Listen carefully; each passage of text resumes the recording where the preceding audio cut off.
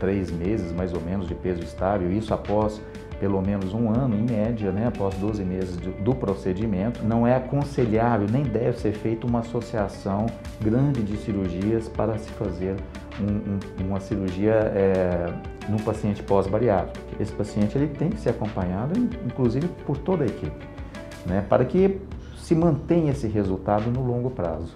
Olá, internautas! Estamos aqui para mais um programa de Papo de Médico. Eu queria, antes de começar o programa hoje, começar agradecendo, né? Agradecendo porque nós estamos no nosso 15º programa e a audiência cada dia subindo mais, a expectativa das pessoas que estão assistindo, eu só tenho recebido elogios pelo conteúdo, pela quantidade de informação.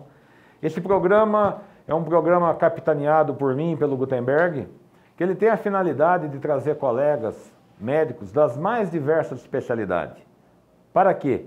Para trazer informação, para falar sobre a nossa cidade, a nossa capital Brasília, para falar sobre a medicina no Brasil como um todo, para que você, colega médico, colega médica, você da área da saúde e você, internauta, que nos assiste e que tanto nos dá audiência, tenha as informações da melhor qualidade possível, para que isso sirva de uma forma para o melhor atendimento da nossa população, tanto do serviço público como do serviço privado.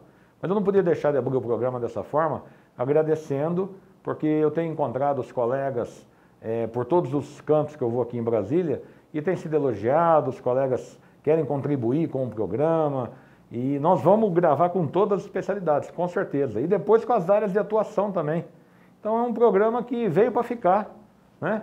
E só agradecer, realmente é uma satisfação muito grande. Papo de Médico, com o Dr. Carlos Fernando. E hoje, o nosso programa, nós vamos estar falando sobre cirurgia plástica.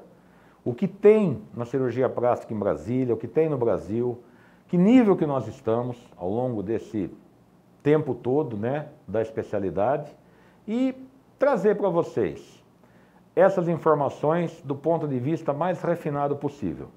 Para isso, eu tenho aqui comigo hoje o Dr. Roger Facuri.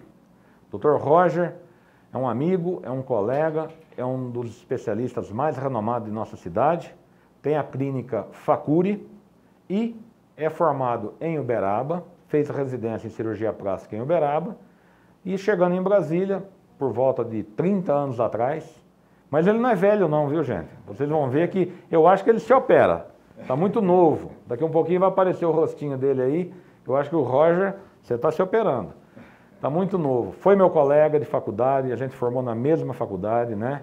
E eu pouco mais na frente, e o Roger entrou no serviço público aqui em Brasília, no Agarram, se dedicou ao serviço público e à sua clínica privada. Dentro do que ele fez na cirurgia plástica, nós vamos dar uma ênfase geral e também falaremos do trabalho que ele faz com as cirurgias reparadoras, principalmente com o advento da cirurgia bariátrica, os pacientes grandes obesos, que depois da cirurgia perdem uma quantidade de peso importante, né? 40, 50, 60, 70 quilos, vão precisar de, podemos falar assim, de uma ajuda técnica, vão precisar de uma reconstrução, vão precisar de ajustes no seu corpo para que volte, né, às suas funções normais e também não só do ponto de vista reparador, como estético também. Então o Dr. Roger, dentro da sua clínica privada, ele presta esse serviço e com muito sucesso, que a gente sabe disso, eu tenho amigos que foram operados por ele, pacientes que foram operados por ele e que tiveram grandes resultados. Então, temos aqui hoje o Dr. Roger. Tudo bem, Roger? Tudo bem, Dr. Carlos. Inicialmente quero agradecer esse convite, para mim é um prazer, uma honra estar aqui com você e a gente poder contribuir de alguma forma com alguma informação dentro da nossa especialidade e agradecer também pelas gentis palavras em relação ao nosso trabalho, em relação ao que a gente vem desempenhando. Me conta um pouco da sua história, quanto tempo você chegou em Brasília, como é que foi, me conta um pouco do Agarram, o que você fez lá, depois nós vamos falar da sua clínica privada. Aqui não tem censura de nada, pode dar telefone, pode falar o que você faz. O programa é informativo, esse é o principal. Não, bacana, bacana. E como eu disse, eu parabenizá-lo realmente de coração, porque isso está trazendo informações não só para aqueles que não são da área médica, mas para nós médicos mesmo, para a gente poder conhecer os colegas e saber o que os colegas têm feito em relação ao desenvolvimento da sua profissão. Parabéns e continue nessa jornada que está no caminho certo. Eu vou pegar esse gancho que você falou, porque outro dia um colega me ligou que o Fenelon teve aqui, né? O Fenelon é dermato. Eu acho que você deve até ter pacientes que vocês já transitaram juntos, um encaminhou para uma complementação do que você faz, do que ele faz. Então, o colega me ligou de uma cidade menor e precisava de um trabalho de laser no paciente, se for uma grande queimadura, um reparo aí e tudo mais. E ele falou para mim, Carlos, eu fiquei sabendo disso, esse recurso, o paciente estava mais perto daqui de Brasília do que de São Paulo, com um custo até menor e tudo mais. Quer dizer, então, um programa de informação, você colocou muito bem. O colega que está em numa cidade de menor porte, numa cidade mais afastada, até em outro estado, então por isso que eu faço esse programa com informação, não só na tua área, né? Já trouxe aqui 2 colegas da urologia, o Carlos Watanabe e o Thiago David, né? O Carlos Watanabe faz robótica, entre outros que tem aqui, que eu vou trazer também, porque eu me beneficiei dessa técnica à época, Brasília ainda não estava tão madura a robótica, hoje está. Né? Se o meu programa tivesse sido há 3 anos atrás, eu não precisaria ter saído daqui de Brasília para operar. Né? Mas a evolução é natural, entendeu? Mas, só aproveitando esse gancho, mas me conta, como é que foi? Você chegou quando em Brasília mesmo? O que você passou no concurso do Agarram? Vamos falar do Agarram um pouquinho, me conta da sua trajetória do Agarram. Então, esse ano completo 30 anos de formado, né? E é bacana, e a gente foi da mesma faculdade, né? Do Triângulo Mineiro, Faculdade Federal do Triângulo Mineiro, hoje universidade. E eu cheguei aqui em Brasília recém-formado para fazer o serviço militar obrigatório. Certo. E depois retornei para Uberaba fazer especialização e ter fim da especialização, vim de novo, né? Prestei o concurso. E estou até hoje na Secretaria de Saúde, trabalhando no departamento, né, de reconstrução de membros inferiores. E na clínica privada faço todos os tipos de cirurgia, estéticas e reparadoras. Então, no Agarram, essa reconstrução, o que é esse serviço? São grandes acidentados? O que gera mais essa demanda hoje lá, Roger? O Agarram, ele é uma referência... Queimados, uma né? Uma das referências plásticas, né? Tem boas referências aqui em Brasília. Sim. O Agarram é uma delas e lá divide, os setores são divididos. Né, entre reconstrução mamária, reconstrução de membros inferiores, tem o setor de queimados, que é bem reconhecido e conhecido aqui em Brasília, não só em Brasília como fora também. E existem equipes que trabalham em cada setor, né, em cada departamento. E lá na reconstrução de membros inferiores hoje, por exemplo, na Secretaria de Saúde, te falta material tecnológico? Te falta insumos? Como é que é isso, Roger? Fala pra mim. Você reconstrói o quê? O cara perdeu o dedo aqui, um torneiro mecânico, perdeu 3 dedos aqui, vai lá, vai para o ortopedista, depois vai em você, ou perdeu um braço num acidente. Como é que é isso? Como é que funciona? Essa parte de reimplante, ela não é... Existe uma equipe nossa lá do Agarram, que é o Dr. Altino, ele é um microcirurgião, certo. Mas ela engloba diversas formas, né? Diversas etapas de tratamento. Tá. Essa parte de microcirurgia é o Dr. Altino que é responsável. Isso. E a parte de reconstrução, como você mesmo disse, acidental. Quando entra vocês, né, lá no serviço. A gente entra na equipe multidisciplinar. E hoje, eu te perguntei, te falta material com toda essa crise que está o SUS, com toda essa crise que está a Secretaria de Saúde, essa degradação que infelizmente ficou a Secretaria de Saúde, porque eu conheço a Secretaria de Saúde, eu, Gutenberg, por dentro e por fora. Eu estou na Secretaria há 35 anos, vou completar 35 anos. Fui preceptor durante quase 30 anos, né, na Secretaria de Saúde, enquanto lá dei plantão e fiz tudo no HMIB, né, o que tinha que fazer, você entendeu? E a minha área, que é a ginecologia obstetrícia, a gente tem pouca tecnologia de material, né? Meu material é a prestação humana ali ao paciente, é fazer o parto, ter uns remédios básicos, um bom antibiótico, ocitocina, ter uma estrutura de UTI, porque o HMIB é uma referência, né, para gestação de alto risco. Mas vocês, o ortopedista, o né, o colega que faz microimplante, como você falou, você, cirurgião plástico, você necessita de mais material. E isso na nossa Secretaria de Saúde, para você exercer o seu trabalho lá. Como é que está isso hoje, Roger? Olha, a gente dá para exercer, né? Tem dado. Né? É possível, lógico. Só que a gente sempre gostaria que tivesse mais, né? Mais. Isso aí Mas não está dos piores, não, né? Está dando para tocar. Não, com certeza. A parte humana, a parte técnica e mesmo os materiais básicos, eles... Tem tido, né? Tem tido, E o residente, passa pela sua mão lá? Sim, com certeza. A gente tem uma equipe de residentes, né? Dentro do serviço de cirurgia plástica lá, que é reconhecido pela Sociedade Brasileira de Cirurgia Plástica. É um dos serviços que tem aqui em Brasília. Certo. E os residentes passam por todas as disciplinas, certo, entre estéticas e reparadoras. Tá. E outra coisa, parece que dá um gosto interno pra gente, né? Um orgulho, uma vaidade pra gente, quando você ensina um colega e depois você vê ele no mercado trabalhando, tendo sucesso. Exato. Tem muitos colegas aqui que passaram pela Garran, que continuam aqui em Brasília, são excelentes cirurgiões. Pois é, gostoso isso, colegas, né? A gente muito, se vê gratificado com isso, né? Exato. Eu tenho essa coisa comigo aí, que tem muitos obstetras, muitos ginecos aí que estão no mercado aí, que a gente ensinou, como também me ensinaram, né? Ontem mesmo estava numa mesa aí, a gente estava com colegas lá, o doutor Trindade estava lá com a gente, foi um dos preceptores que ensinou muita gente aqui. E me conta uma coisa, Roger, como é que você vê hoje, vamos fazer uma linha do tempo, de 30 anos para cá, pode falar a nível de Brasil e de Brasília, tá? Como é que você vê a evolução, eu gostaria que você até se alongasse um pouco, da cirurgia plástica num todo. Lá atrás, você foi aluno do Odo Adão, uma referência nacional, nosso professor Odo Adão, né? Onde até o falecido magno professor Ivo Pitangui referenciava o Odo Adão, né? Como um brilhante cirurgião. Eu tive a oportunidade de conhecer o professor Ivo Pitangui, levar uma paciente para ele, né? E assistir uma palestra brilhante dele e assistir uma cirurgia do Ivo. Eu tive essa oportunidade, né? E o professor Ivo referenciava demais o Odo lá em Uberaba. Era um orgulho para a gente, o doutor Odo, né? E que está vivo, né? Sim. Está vivo, o doutor Odo está lá forte, bacana, né? Pois é.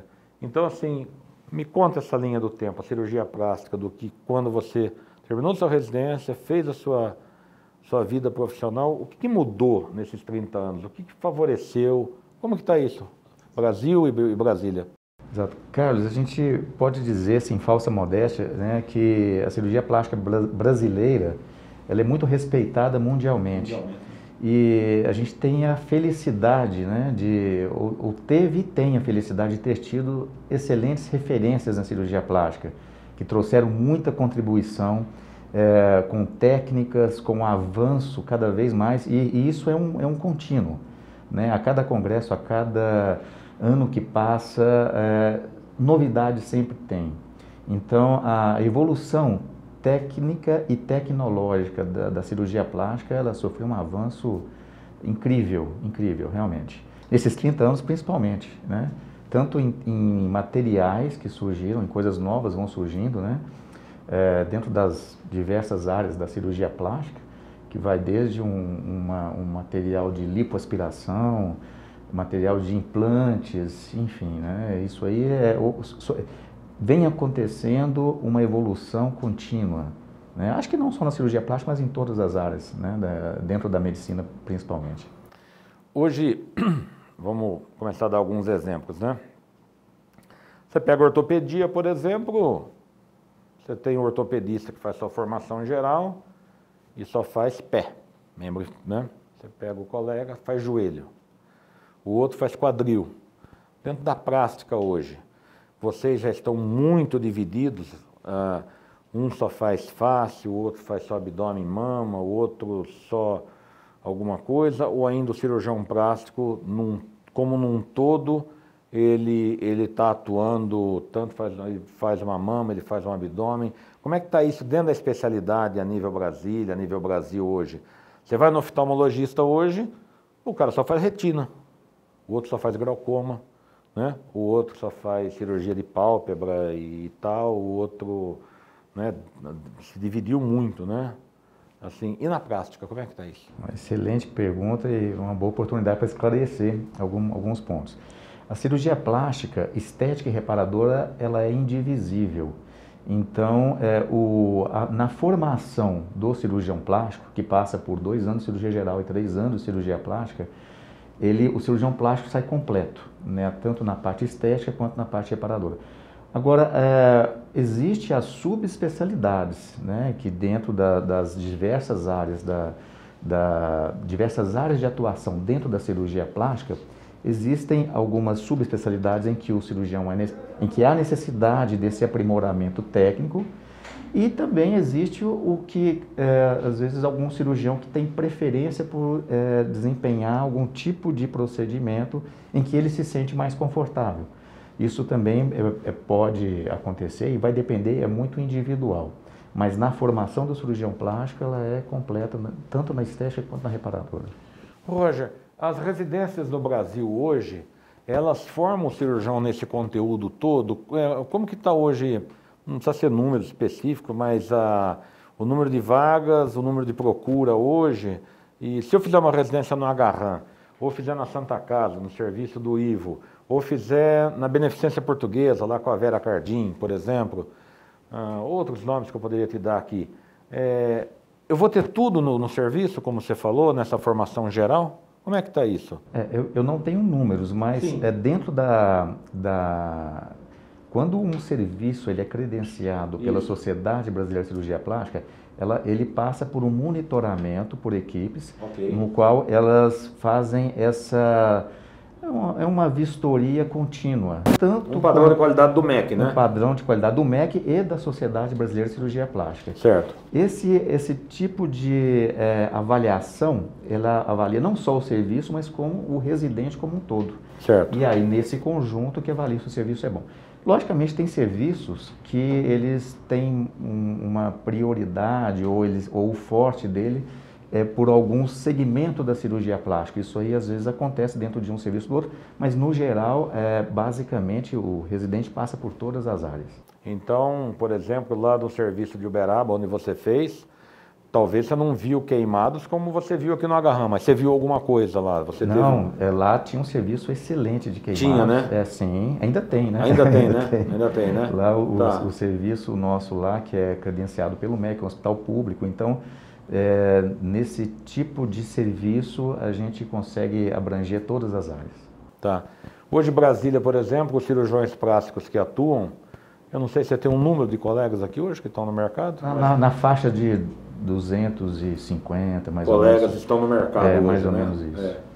Gineco, nós temos trabalhando aqui no mercado hoje, eu acho que nós podemos falar aí na faixa de uns quase 2.000 colegas estão trabalhando hoje no mercado, entre ginecologia, obstetrícia e as áreas de atuação, né? Produção humana, alto risco e tal. Bom, mas hoje aí, dessa turma toda aí, vocês têm uma sociedade aqui, criaram um capítulo da sociedade aqui, com as outras especialidades.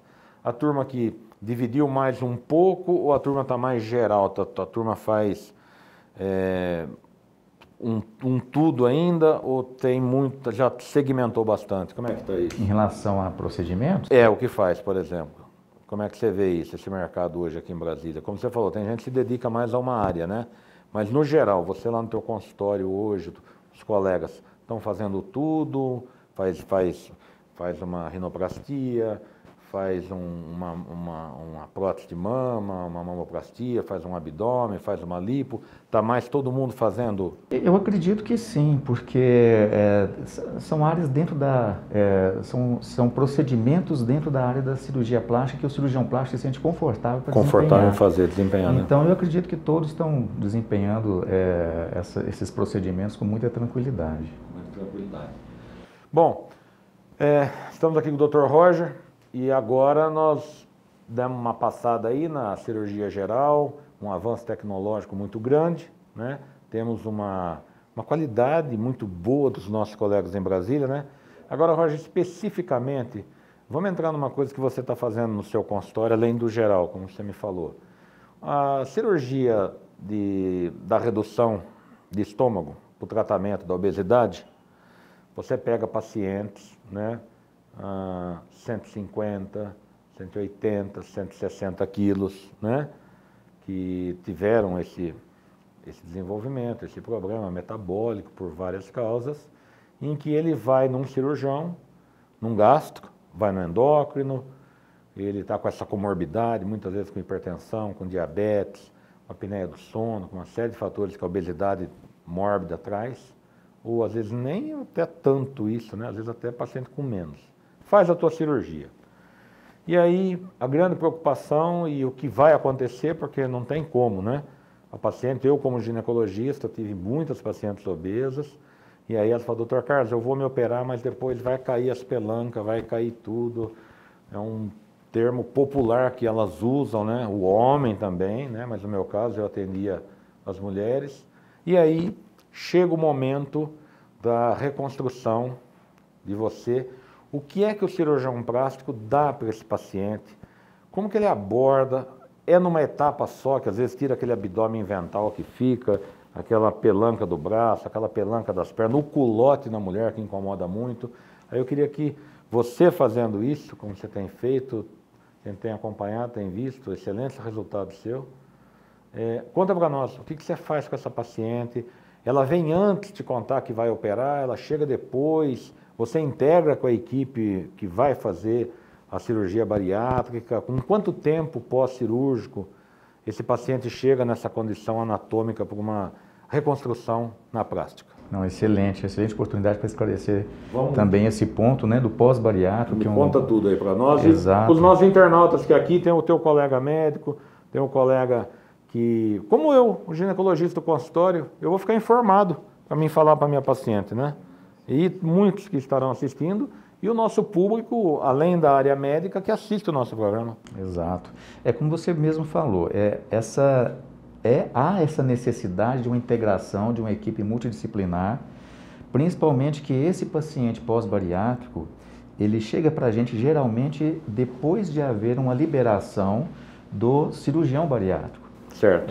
O cirurgião bariátrico, esse paciente precisa de passar por todo aquele tratamento, por todas as especialidades que envolve o psicólogo, nutricionista, nutrólogo, endócrino, ou se tiver algumas comorbidades com algumas especialidades, né, dependendo do histórico do paciente, para poder ser submetido a uma cirurgia bariátrica em que a indicação ela é do cirurgião bariátrico, e após a estabilização do peso, que em média 3 meses mais ou menos de peso estável, isso após pelo menos 1 ano, em média, né, após 12 meses do procedimento, okay, e ter atingido o objetivo dentro do plano daquele paciente específico, aí esse paciente chega para a gente. Então a média, mais ou menos 1 ano depois da cirurgia. Em média, exatamente. Em média, 1 ano. Essa é uma informação que e já tendo peso gente. estável, né, pelo menos uns 2, 3 meses de peso estável. E geralmente esses pacientes já chegam com histórico que tinham hipertensão, que tinham diabetes, e chegam com a condição de saúde muito melhor, muito mais aprimorada. Mas, logicamente, esse paciente não deixa de exigir alguns cuidados, principalmente no preparo desse paciente, dentro das indicações que ele tem. Certo. Então, mesmo que o paciente tenha a indicação de fazer todos esses procedimentos, não é aconselhável, nem deve ser feita uma associação grande de cirurgias para se fazer uma cirurgia no paciente pós-bariátrico. Então, existem alguns parâmetros, logicamente, tempo de cirurgia, os exames de pré-operatório, que passa por todas as especialidades, né, semelhante aos exames que ele fez para a cirurgia bariátrica. E nesses exames pré-operatórios, nesse preparo do paciente, no máximo 1 a 2 cirurgias, se não forem grandes, para ser feita numa única sessão. Não é aconselhável, embora existem alguns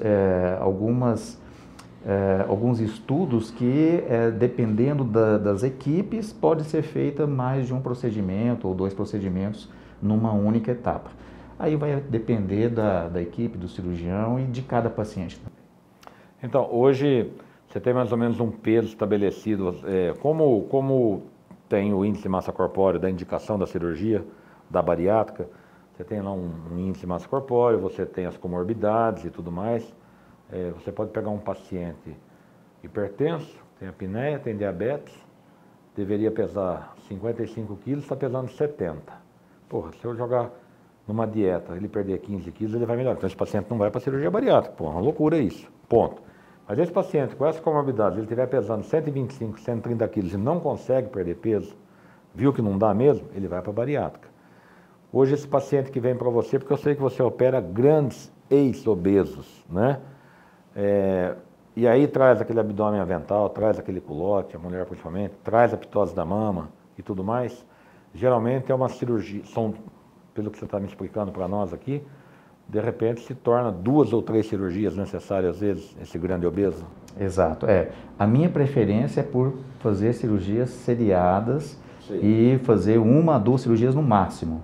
Então essa é uma conduta pessoal, mas logicamente tem cirurgiões que pensam diferente ou podem analisar de uma forma diferente. E dentro da vida acadêmica da Sociedade Brasileira de Cirurgia Plástica, nos congressos, o que vocês discutem isso? Qual é mais a diretriz que está mostrando isso hoje, Roger? Ser mais cauteloso com um paciente que é pós-bariátrico, a gente tem que ter um cuidado em relação à indicação. Faz o abdômen, depois faz sua mama, faz aquelas pelancas que ficou aqui no braço, faz o culote, a coisa vai, né? Você vai reconstruindo aos poucos, né? Essa seria a tendência para minimizar risco, né? E uma coisa interessante é que o paciente que a gente fala que teve uma grande perda ponderal, né, uma grande perda de peso, não necessariamente ele é um pós-bariátrico. Hoje tem muitos pacientes que têm uma grande perda de peso com emagrecimento por acompanhamento médico, sem passar pela cirurgia bariátrica. Também existe essa situação em que os pacientes conseguem uma perda de peso expressiva. E aí também procura cirurgia plástica, enfim, para poder minimizar aqueles excessos, né, que ficaram. Sim, então você está me falando que tem muitos pacientes de 120, 130 quilos que não vão para a bariátrica e voltam para os seus 90, 80 quilos, não passam pela bariátrica? Ou passa? Nessa faixa de peso não saberia dizer, mas que existe uma perda de peso em torno de 20%, 30%, em que o paciente consegue... Sozinho, né? Sozinho no sentido sem a cirurgia, né? Exato, Com acompanhamento nutricional, endocrinológico e tudo mais, atividade física orientada, né? E hoje a gente pega o paciente que ele não faz nada orientado, ele vai para a academia, a primeira coisa, ele se machuca, né? Excesso de peso eu tenho conversado com o ortopedista aí, o pessoal fala, olha, Carlos, eu pego lesão de ombro, eu pego lesão de joelho, eu pego lesão de tornozelo, o cara compra um tênis, vai correr no parque aí com 120, 130 quilos, sedentário, com certeza vai lesionar, né? Eu não tenho dúvida disso. E me conta uma coisa, essa resposta depois da cirurgia de reconstrução do quilo que ele perdeu, na tua experiência, como é que você está vendo o retorno de ganho de peso? Você controla teus pacientes? Como é que está isso, Roger? Isso aí eu acho que é uma preocupação não só do cirurgião plástico, mas de toda a equipe que cuidou desse paciente e que preparou esse paciente para poder chegar na última etapa, que é a finalização, né, de todo aquele processo que ele passou, que é a cirurgia plástica. Então essa preocupação, eu acho que ela é de todos nós, inclusive até do próprio paciente. Um pouco de reganho de peso sempre há, mas esse reganho de peso ele não pode ultrapassar aquilo que é previsto dentro do planejamento para esse paciente. Então, eu acho que esse paciente ele tem que ser monitorado, tem que ser acompanhado, né?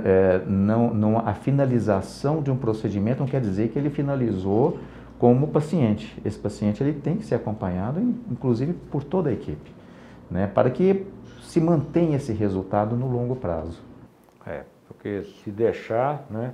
Hoje a gente escuta muitas histórias, né? O paciente pós-bariátrico toma leite condensado de canudinho, se ele não se tratar, alcoolismo, anemia, índice de depressão, ainda tem acontecido, a gente tem visto, tem escutado tudo isso aí. Então, quer dizer, se ele não tiver um acompanhamento multidisciplinar, não adianta o plástico tirar, né? Vocês tirar todo aquele excesso, reajustar o corpo, isso daí traz uma autoestima também para o paciente, né? De novo, ele se recompõe, né? Quantas pessoas se recompõem com a sua autoestima, né? Então, o volume hoje de pacientes da bariátrica que você está fazendo cirurgia, o Brasil é um país que tem, falam em 70% de sobrepeso, obesidade grau 1 e 2, de 1 para 2, aí em torno de 35% a 50%. Então nós temos um país onde as pessoas estão acima do peso e gordos, né? tem tido um volume muito grande nesse processo de reconstrução, de pós-bariátrica, o Roger? Sim, sim.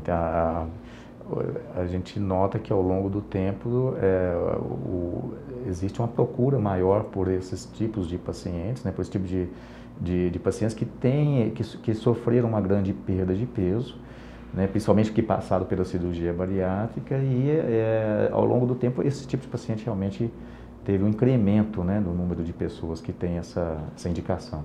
Roger, eu não vou deixar de te perguntar aqui, porque é uma pergunta que a gente tem que mostrar para o nosso internauta hoje, não só na tua área, como na dermato, na cosmiatria hoje, né? O Sérgio passou aqui pelo programa com o Creito, foi excelente as orientações que ele falou. Até tem uma pílula do programa que ele fala, se engana quem faz lipoaspiração para perder peso, para ficar magro, né? Exatamente. Uma coisa muito importante. Mas como é que o cirurgião plástico hoje está se portando no consultório para frear hoje tem um pouco de narcisismo, a gente tem visto um pouco de exagero de você se mostrar nas mídias sociais. Acho que isso é importante para os nossos internautas saberem disso, porque essa carga cai toda no cirurgião plástico, né? Eu vim aqui, doutor, porque eu quero fazer uma lipo, vai chegar o final do ano, eu vou para a praia, eu vou para o carnaval, eu não estou conseguindo emagrecer, eu quero modificar meu nariz, eu quero... Né? Eu estava em São Paulo, na Oscar Freire, eu estava andando antes da epidemia, esse menino que fica animando a rua lá, ali perto da Augusta, com a Oscar Freire ali, eu gosto de ir lá na Nespresso, o cara brincou comigo, falou assim para mim, George Clooney, abrir o Hollywood. Aí eu estou procurando um cirurgião plástico para me deixar igual o George Clooney. Você quer enfrentar esse desafio? Você quer me operar? Você não está precisando, não. Tô dizendo, não dá para ficar igual o George Clooney, não? Eu costumo brincar, né? Acho que não sei se eu já comentei com você. Cada um tem a sua característica. E a beleza por si só, ela tem um lado que é o estético, que é o visual, mas tem um lado também que é a aceitação do paciente em relação àquilo como ele se enxerga. Então, até que existe muita coisa em relação, né, já entrando no dismorfismo ou dismorfofobia. Isso que eu queria falar. E isso aí a gente tem que saber a diferenciação entre esse tipo de patologia, que é uma patologia, para que não caia no exagerero, logicamente. O excesso da beleza, né? O excesso da vaidade, né? Para que não exista uma superindicação e para que não haja uma pressão por um procedimento que às vezes não tem indicação. Quando vem o paciente para poder fazer um procedimento cirúrgico estético, e que para muitos, às vezes, para outras pessoas que não estão envolvidas com aquele pequeno defeito que às vezes o paciente tem, mas que para essa pessoa aquilo lá é muito representativo do ponto de vista social, do ponto de vista familiar, do ponto de vista de relacionamento interpessoal, seja marido, seja mulher, seja com amigos, a gente tem que saber diferenciar que nós não podemos nos portar como julgadores daquilo que a pessoa está se sentindo constrangida de alguma forma. Se aquilo lá é justificável, logicamente existem parâmetros e técnicas para isso, logicamente aquilo lá deve ser feito. Por mais que uma outra pessoa ou aos olhos dos outros não pareça significativo. Mas para aquela pessoa a gente tem que se colocar no lugar dela e entender o que é que aquilo representa para ela. E não exatamente colocar de uma forma taxativa entre estética e reparadora.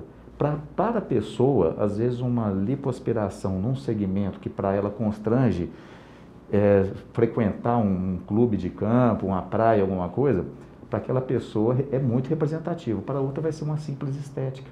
Então a gente tem que saber diferenciar isso e não cair no exagero, logicamente. Mas o cirurgião plástico, passando por toda aquela formação dele, ele é capaz de diferenciar entre aquilo que o paciente e que é uma queixa real, em que pode haver uma contribuição, e eu vejo isso acontecer muitas vezes, em que o paciente ele é retraído, o paciente tem uma certa inibição, que depois da cirurgia plástica, a personalidade ela aflora, a personalidade desabrocha, principalmente quando ela está numa fase de desenvolvimento da personalidade. Uma criança com orelha em abano, uma pessoa que tem alguma alguma desarmonia facial e que promove uma mudança de comportamento, para essa pessoa ela está indicada. Quando ela passa por exagero ou superindicação, aí não, aí é uma outra história, uma patologia, mas aí existem parâmetros para isso. Mas eu vejo que pode se tornar até muito patológico essa cobrança que as pessoas têm da beleza, do corpo magro, não só pela a busca da saúde, mas a busca da estética, principalmente hoje como está as mídias sociais. Eu acho que isso modificou um pouco a cabeça das pessoas, há uma certa competitividade, né, entre os amigos, entre as amigas, essa malhação excessiva aí que está nas academias, o uso de anabolizantes, que também não está pouco, né? Eu falo para você, eu trato climatério, eu trato menopausa, a gente vê que os pacientes chegam no consultório, elas querem uma pílula mágica, que é um remédio mágico para resolver, sem buscar todo o esforço que precisa, sabe? E eu acho que o esforço está envolvido em você questionar a tua felicidade, teus padrões, teus parâmetros. O remédio não é mágico, não é verdade? O esforço do exercício físico, segurar a boca, né? Porque, se tivesse um remedinho desse, né, era muito fácil. E eu acho que o cirurgião plástico, ele passa isso porque às vezes a pessoa chega a um determinado momento, ela vai buscar no bisturi, na tua habilidade, uma coisa que não vai existir, é o que você falou. Ela tem que aceitar aquela beleza dela. Lógico que tem que existir melhora, vocês estão aí para melhorar a gente, não tenha dúvida. E hoje as pessoas chegam e falam assim, não, eu vou lá no meu cirurgião plástico, porque minha amiga foi, ele tirou uma foto minha de perfil, me jogou no programa 3D que ele tem lá, nossa, eu me vi com um nariz fininho, igual aí compara com esses artistas de Hollywood, com não sei quem, com tudo. E isso parece uma bobagem que eu estou falando, mas não, eu falo com conhecimento, porque eu atendo mulher, né? Não sei nos homens, mas eu atendo mulher no consultório e a gente vê a busca disso daí. Em casa, na minha casa não é diferente, né? Esse trabalho que o cirurgião plástico faz no consultório, de dar esse controle para o paciente, por todos esses fatores que nós falamos, né? Força de mídia, expectativa, envelhecimento, vai muito da formação do médico e também da honestidade do médico, não é verdade? Eu vou te cutucar aí para a gente estar com um pouquinho, você fazer essas considerações finais aí, eu não estou me aguentando para te fazer uma pergunta. Como é que está a invasão da área de vocês por outras especialidades e não especialidades médicas dentro desse contexto que a gente passa lá no outdoor, botox feito por não sei quem, fio de não sei o que feito por não sei quem. Foi até uma pauta, um projeto de lei que passou aí no Congresso agora e o doutor Ognev defendeu isso, né? Eu queria que você desse uma palavrinha disso. Como é que está esse mercado aí invasivo na área de vocês, Roger? Exato. Eu acho que não só na área da cirurgia plástica, mas muitas áreas afins, né, que ela tem as mesmas lutas e as mesmas dificuldades em relação ao que deve ou não ser feito por qual profissional. Quem é o profissional que está preparado para fazer determinados procedimentos? Dentro da cirurgia plástica, dentro da medicina, nós passamos por uma formação e é uma formação longa.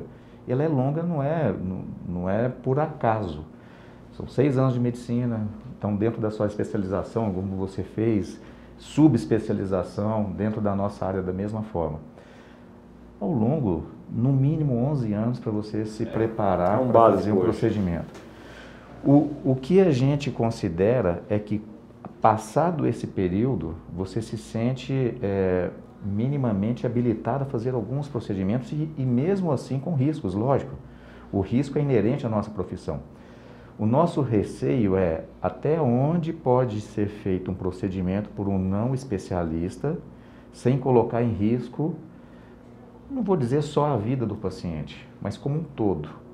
E que esse paciente, em que complicações podem ocorrer na mão de especialista, ao longo desse período podem acontecer coisas muito mais graves. Então, o que a gente frisa, o que a gente bate na tecla é que é preciso formação para desempenhar alguns procedimentos em que originalmente a pessoa foi preparada para aquilo. e não para uma mudança de especialidade em que exige uma formação um pouco mais longa. Eu não vou perder o gancho de tudo que você falou e vou deixar uma mensagem. Vou deixar uma mensagem que na minha casa não é diferente.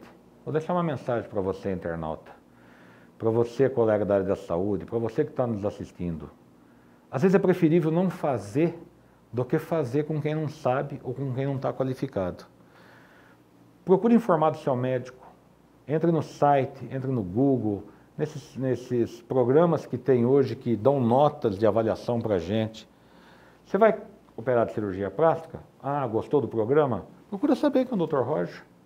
Se ele é credenciado pela Sociedade Brasileira de Cirurgia Plástica, qual é o trabalho dele, se ele tem processo em CRM. É ou não é verdade, Roger? Com certeza. Procura saber.